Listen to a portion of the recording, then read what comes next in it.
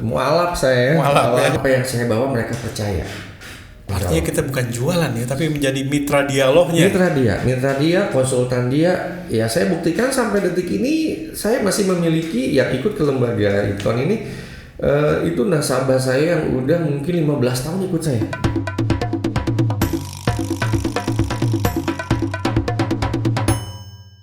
Assalamualaikum warahmatullahi wabarakatuh. Waalaikumsalam warahmatullahi wabarakatuh.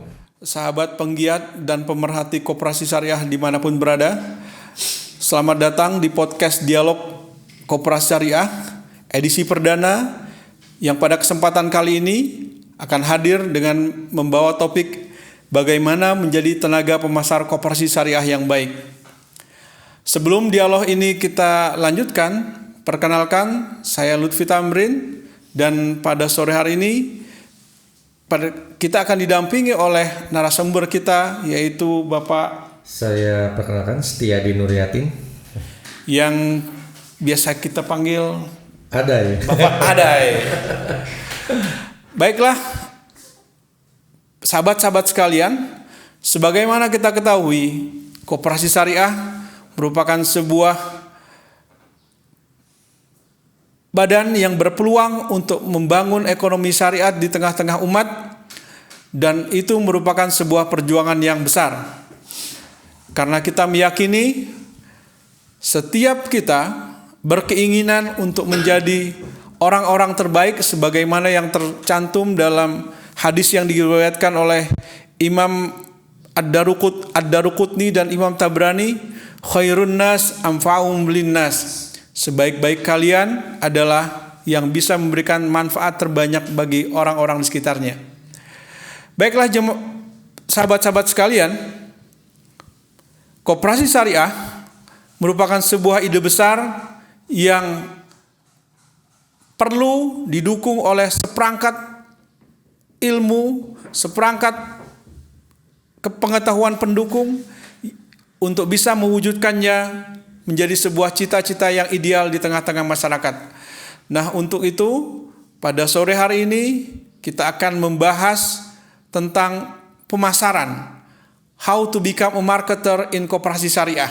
Bagaimana menjadi marketing, memasarkan ide, bagaimana memasarkan koperasi syariah di tengah-tengah masyarakat kita. Baiklah, sahabat-sahabat sekalian, mari kita mendengar paparan dari Kang Adai yang pada sore hari ini sebagai seorang expert akan menyampaikan, akan berbagi ilmu tentang topik tersebut. Mangga Kang Adai. Siap, terima kasih Pak Lutfi. Assalamualaikum warahmatullahi wabarakatuh. Waalaikumsalam warahmatullahi wabarakatuh. Ya, terima kasih nih, alhamdulillah. Sangat tersanjung, terhormat ya diundang di acaranya Pak Lutfi ini.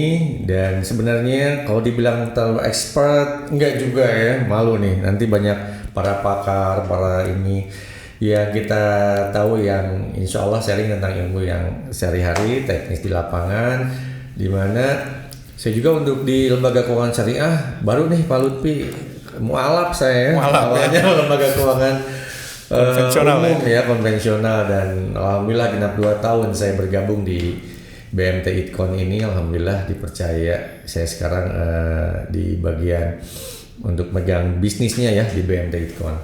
Ya tentunya memang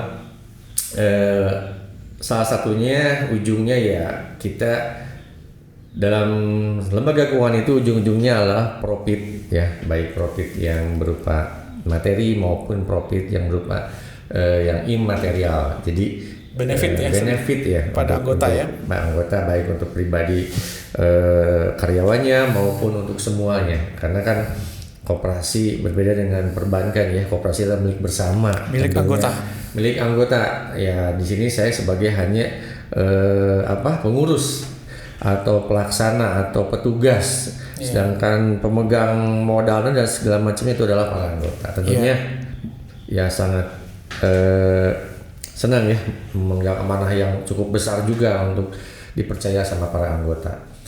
Oke, Pak Lutfi, mungkin sedikit kita sharing tentang menjadi pemasar yang baik ya.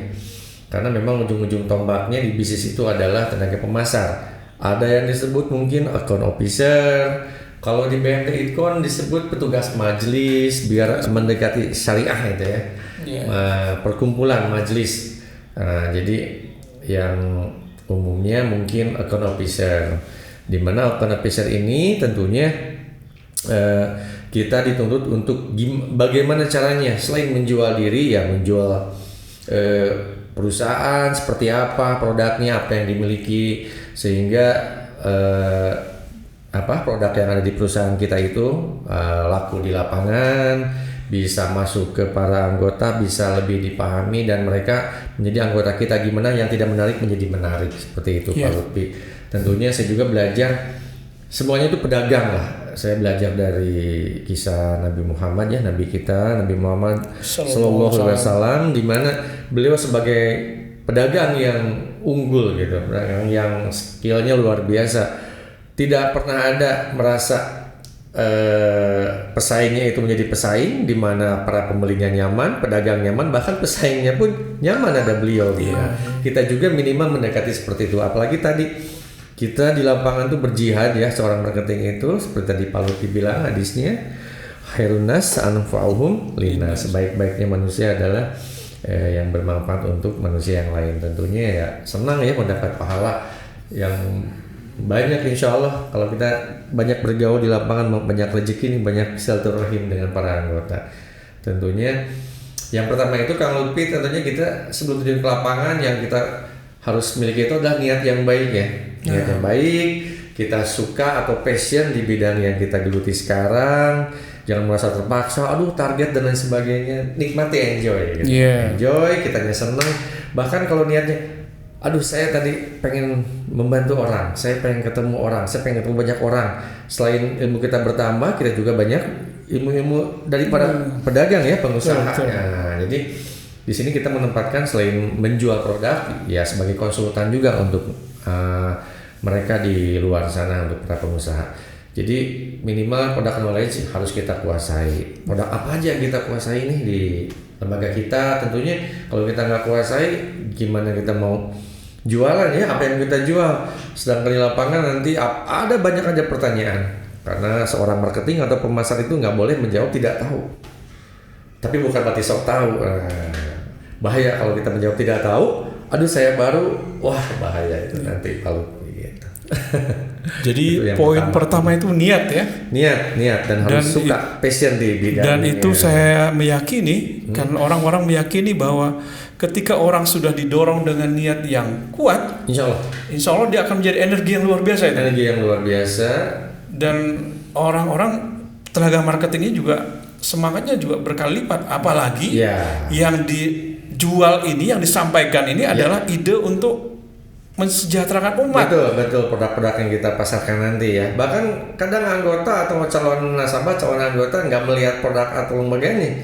Kadang melihat, kita nggak munafik, pasti melihat dulu cover si sales pedagangnya. Betul. Kita lihat di luar lah, harus seperti apa, rapi dan sebagainya. Kalau kesan pertamanya udah, aduh kok seperti ini nih, bentuknya dan sebagainya, mereka juga malas. Tapi kalau kitanya udah menarik, insya Allah ya. Makanya selain produk knowledge-nya, kalau mereka nanya nih, kita udah matang. Kalau kata bahasa Sunda mah pok torolong, mereka tanya kita jawab baik, mereka senang, insya Allah. Bahkan yang tidak butuh pun jadi butuh nantinya, insya Allah ya. Itu yang pertama, niat sih. Setuju.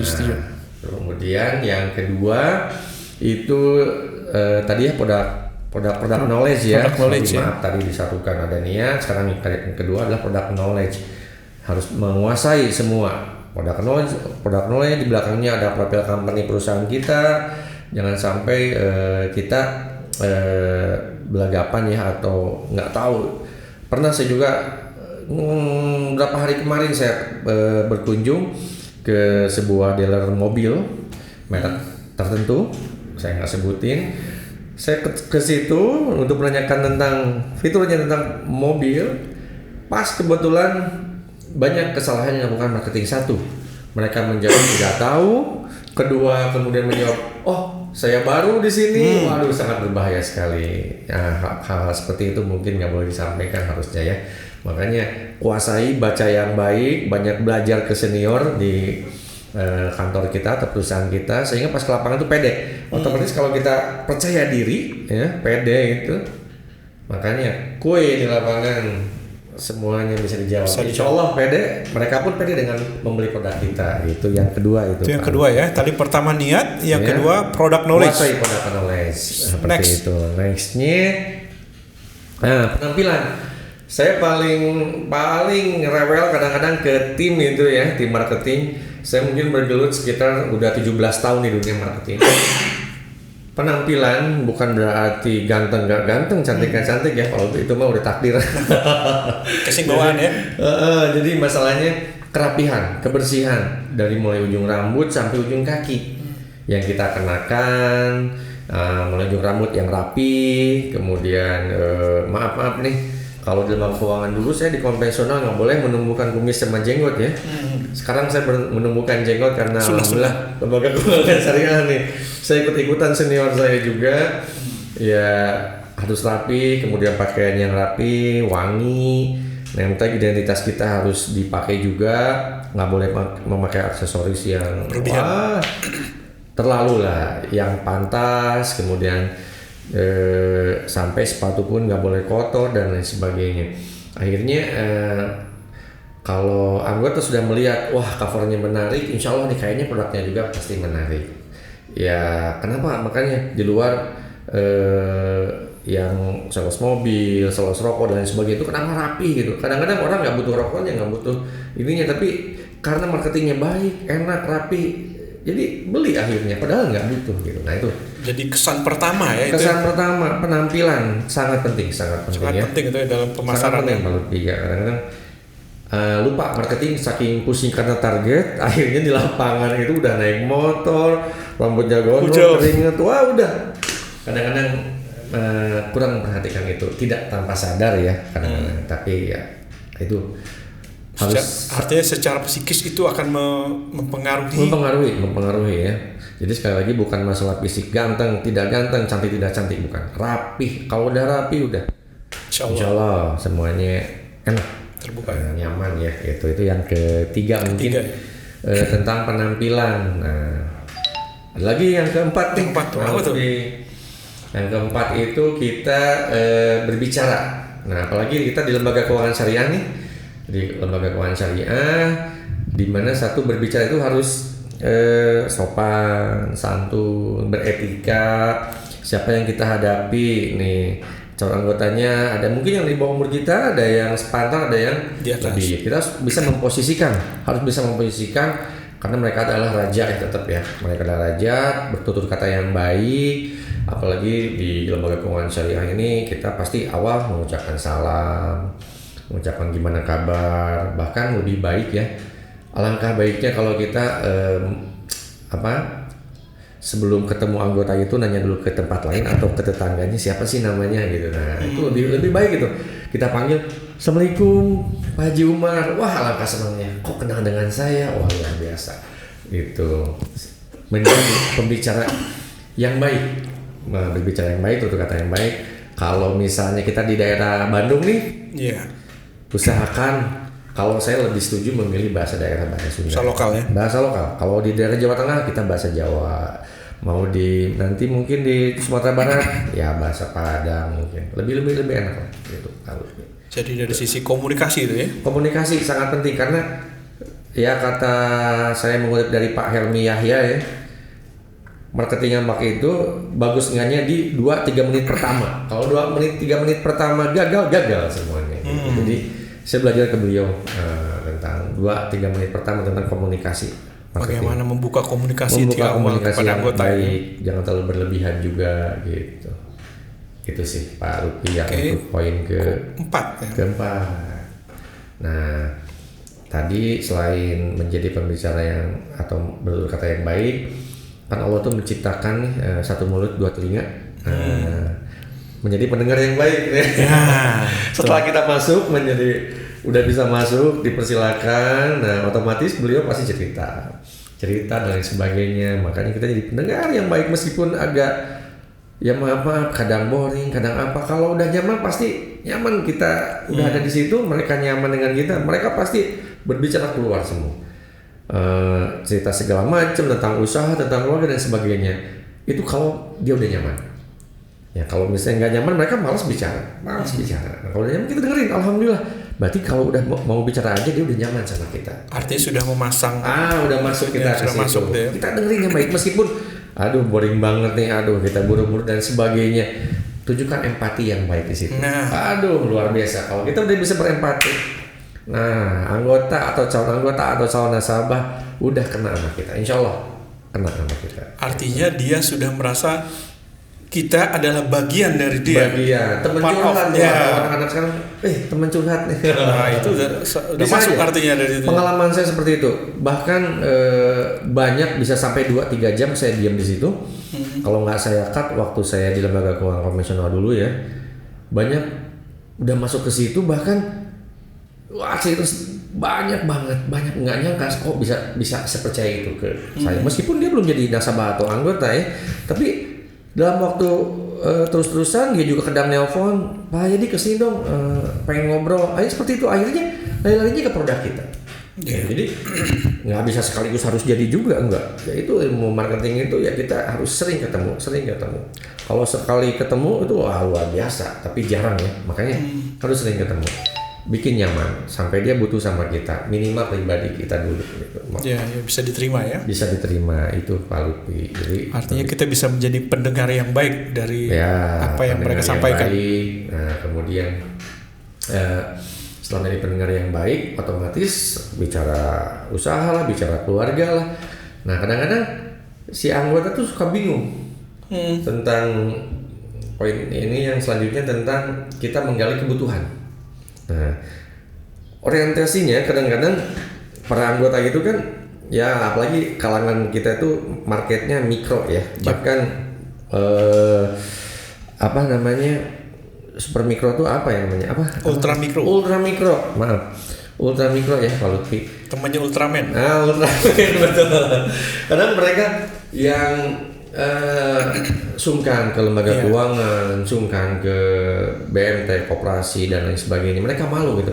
Dan mindsetnya itu selalu kalau ketemu dengan lembaga keuangan itu pasti modal. Padahal nggak gitu juga. Karena asumsi mereka katanya kalau pengajuan nggak tujuannya untuk modal kerja, katanya ditolak nggak dikasih gitu. Makanya kita kasih pemahaman awal, kita bukakan nih.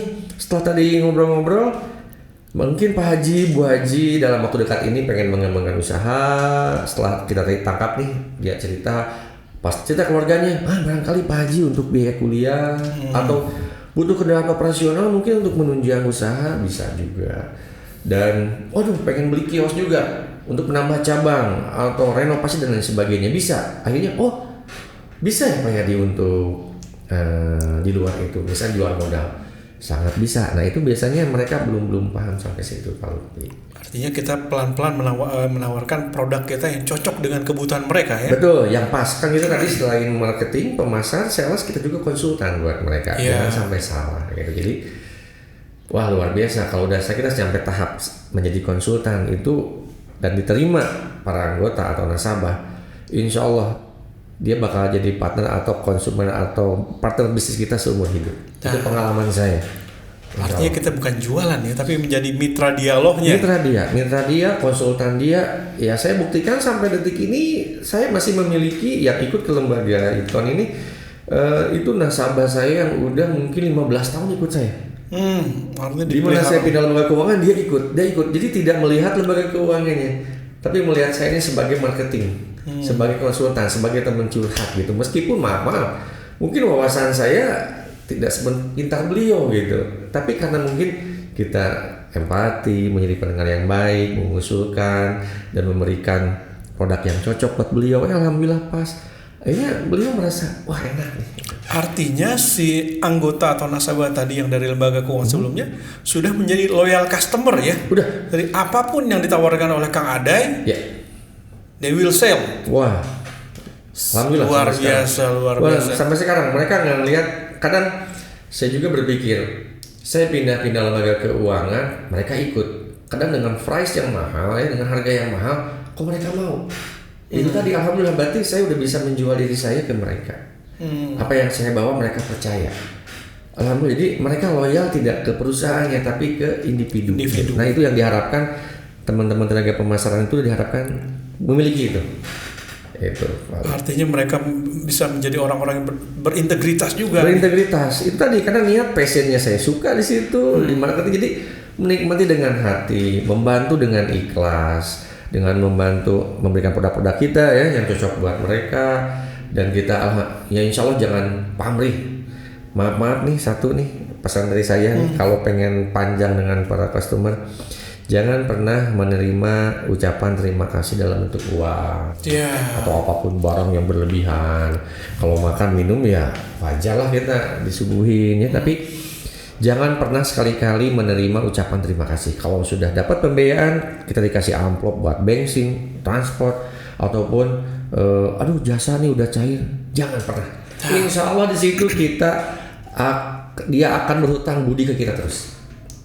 Jadi jasa kita tuh sama mereka nggak akan kebayar karena ketergantungan, merasa hutang budi terus, merasa terbantu. Insya Allah, makanya tadi contoh ada nasabah saya menjadi anggota koperasi sekarang itu loyal udah 15 tahun karena udah berapa kali 4-5 kali dengan di sini mungkin saya belum pernah nerima ucapan terima kasih dalam bentuk uang dari beliau.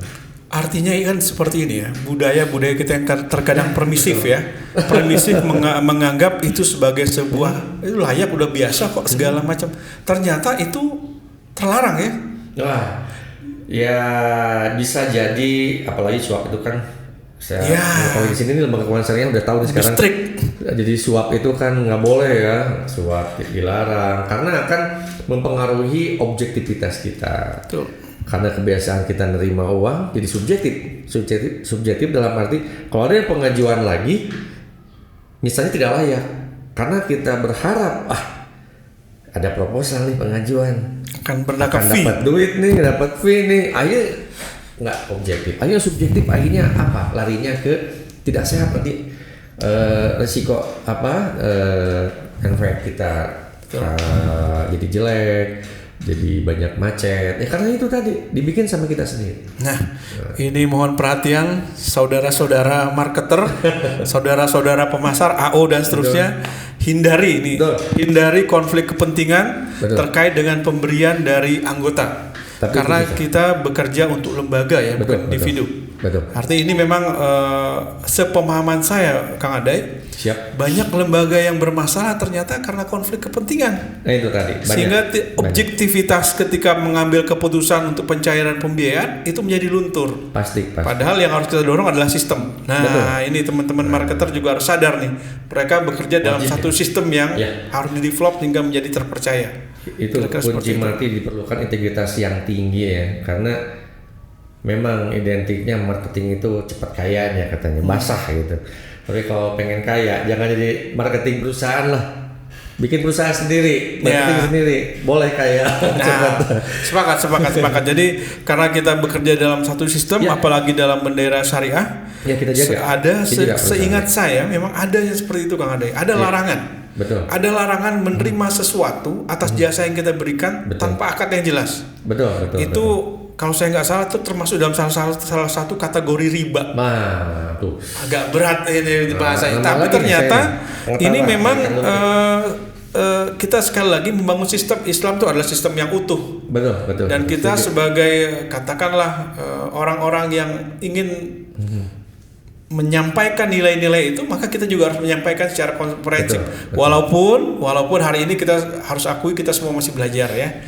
Masih belajar, belum sempurna. Tapi jangan sampai ketika kesempurnaan itu dianggap belum sampai, jangan sampai kita tinggalkan semua. Itu kaidah fikihnya. Jadi apa yang kita bisa laksanakan, kita jalankan. Betul. Maka Kang Adai mungkin setelah tadi terbebas dari konflik kepentingan dengan anggota, apalagi kira-kira kiat menjadi marketer yang baik untuk koperasi syariah? Ada poin terakhir mungkin ya setelah ini, tapi saya garis bawahi tadi, saya tambahin sedikit tentang integritas ya, tentang memang ujian paling susah itu tentang yang tadi tuh Pak Lutfi. Tolong hindari ke teman-teman marketing di lapangan, baik yang baru terjun maupun yang udah senior. Ya alhamdulillah rezeki itu pasti dari mana aja ada. Allah tuh ngasih kita keberkahan, rezeki itu gampang, enggak dari situ. Saya udah mungkin 17 tahun lembaga keuangan, alhamdulillah bukan dari situ dapat banyak banget alhamdulillah. Mudah-mudahan bisa menjaga ya semua. Insya Allah. Next selanjutnya setelah dari 1, 2, 3 dan sebagainya semuanya udah dipenuhi. Terakhir Pak Lutfi seorang marketing ya satu, jangan malas untuk prospek.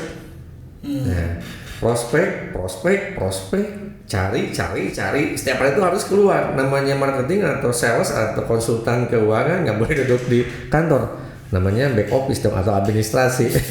Seorang administrasi. Ini marketing harus mau panas-panasan, hujan-hujanan. Disitulah seninya orang marketing. Tapi saya menikmati itu sampai sekarang. Alhamdulillah. Saya ditawarin pindah divisi ke divisi yang lain yang disediakan tempat duduk, kasarnya nggak betah. Jadi balik lagi ke marketing karena saya itu kalau nggak ketemu orang seminggu itu atau 2 hari 3 hari, aduh gerah kadang bisa sakit gitu. Justru sehat itu ketemu orang, banyak ilmu dari mereka, informasi kadang yang kita nggak tahu dari mereka, ngobrol dan sebagainya. Jangan malas prospek. Minimal itu kalau di kami di BMT Icon itu sehari minimal ketemu 10 orang. Untuk marketing ya? Untuk marketing. Mau itu di pasar tradisional maupun di plasma di luar pasar minimal wajib ketemu 10 orang dari pagi sampai sore. Itu wajib. Jadi 5 hari itu bisa ketemu 50 orang baru. Iya. Kebayang 50 orang kali 1 bulan atau 4 minggu 200 orang baru. 200 orang baru ketemu dalam 1 bulan. Next lagi bulan depannya diulang lagi. Itu ketemu 2-3 kali lagi. Dalam besoknya lagi 5 baru, 5 yang kemarin. Itu terus sampai pertemuan kedua, ketiga, keempat. Bahkan yang udah dapat pembiayaan dari kita, anggota yang udah jadi anggota kita, itu kita maintain juga. Wajib ketemu minimal 1 bulan. Harus. Betul. Selain prospek yang baru, kita 5 yang baru, 5 itu yang maintain yang baik yang belum menjadi anggota ataupun yang udah jadi anggota. Biar apa? Biar loyal juga ke kita. Betul. Aduh ditengokin, bukan malah lagi nunggak, kita datang, giliran nunggak kita datang, nggak lucu juga. Iya. Disitulah harga mahal buat para pemasar atau tenaga marketing ya. Kalau kita sering maintain, minimal sebulan sekali, minimal. Bahkan kalau saya dulu di luar jam kerja, Sabtu Ahad, saya bahkan ajak keluarga, ketemu. Itu 1 atau 2 dalam hari Sabtu itu mereka sangat senang di luar jam kerja. Insya Allah kita mau kemanapun pindah dia pasti ikut. Dan tidak lagi melihat harga, price, margin atau apapun, nggak dilihat lagi. Artinya service excellent. Service, betul. Jadi udah diibaratkannya bukan ketemu hanya sekedar bisnis, tapi udah kayak saudara. Jadi kan saudara. Iya. Itu. Jadi memang prospek itu sangat penting untuk tenaga pemasaran. Gimana kita mau jualan, mau dapat anggota kalau kita hanya diam menunggu. Nah ini catatannya rata-rata anggota atau calon nasabah yang kita datangi dan mau kita ketemu di lapangan itu lebih baik dibanding yang walking customer atau datang ke kantor. Yep. Biasanya itu macetnya luar biasa banyak. Makanya kalau saya datang ke kantor itu, waduh, 99% pasti saya tolak. Reject. Jarang itu yang ada yang bagus. Mungkin dari referensi dari anggota yang lain, tapi rata-rata saya reject, saya tolak. Yang saya datengin susah kita lobby, justru itu yang bagus, yang baik sampai sekarang alhamdulillah baik. Artinya ini fakta sebenarnya Kang Ade ya. Fakta bahwa apa yang tadi Kang Ade datangkan yang walking customer itu mungkin bagian dari segmen yang kita kenal dalam keuangan mikro ini sebagai orang-orang yang masuk dalam kategori over indebtedness. Setuju. Orang yang berkelebihan dalam pembiayaan. Artinya dia paham nih kalau mau dapat pinjaman dari lembaga keuangan harus datang sini situ. Padahal fakta menunjukkan ada segmen yang kalau di Jawa Barat ini kita orang yang sudah dapat pinjaman lebih dari 7 lembaga. Wah. Dan itu menjadi kartu mati sesungguhnya. Jadi saya sepakat ketika Kang Ade dengan walking customer itu di reject ya karena memang kondisinya mereka sudah paham celah-celahnya. Betul. Kalau kita tidak lebih cerdas, kita akan termasuk dalam masukkan mereka dalam kelompok-kelompok NPF. Betul. Pembiayaan bermasalah di pembiayaan kita, di lembaga kita. Betul. Makanya kalau saya ada marketing kami ya atau staf kami lapangan datang ke kantor dapat proposal, saya selalu tanya nomor pertama, Anda dapat dari mana? Nah itu udah ketahui kalau ke kantor, berarti kalau memang bagus ya belum tentu jelek juga ya. Ada lebih ekstra lagi kita menganalisanya. Tapi kalau saya dapat Pak, wah insya Allah itu biasanya bagus, biasanya gitu. Oke ya, jadi memang di ini yang terakhir tadi Kang Ade sampaikan, mungkin kita bisa katakan itu adalah bagian dari work hard-nya si Betul. marketing kita. Betul. Jadi bukan sekedar bekerja cerdas, Ya. cuma juga harus berkeringat lah Berkeringat. untuk mengunjungi maintenance Betul. anggota Betul. yang merupakan salah satu sumber kekuatan dari sebuah Betul. koperasi sesungguhnya. Ujung tombak, Pak. Jangan takut untuk kasarnya ya bukan sok tahu tadi ya, kita menjadi konsultan yang baik dan lain sebagainya, insya Allah. Jadi kasarnya tidak ada marketing yang pintar, tapi ada yang juga seorang marketing itu yang rajin. Ya, Nggak ada yang pintar. Kalau pintar berarti plus hebat. Udah pintar, rajin. Tapi kalau hanya mengandalkan pintar saja, alhamdulillah banyak belum tentu menjadi jaminan. Belum tentu jaminan, belum tentu. Dia nggak cocok di situ. Tapi kalau rajin itu Insya kunci Allah. pembuka. Yang nggak tahu pun, yang dari nol pun nggak tahu apa-apa, dia bisa jadi karena rajin, sering ketemu, terbiasa, akhirnya jadi yang terbaik, the best. Insya Banyak staf lapangan saya seperti itu.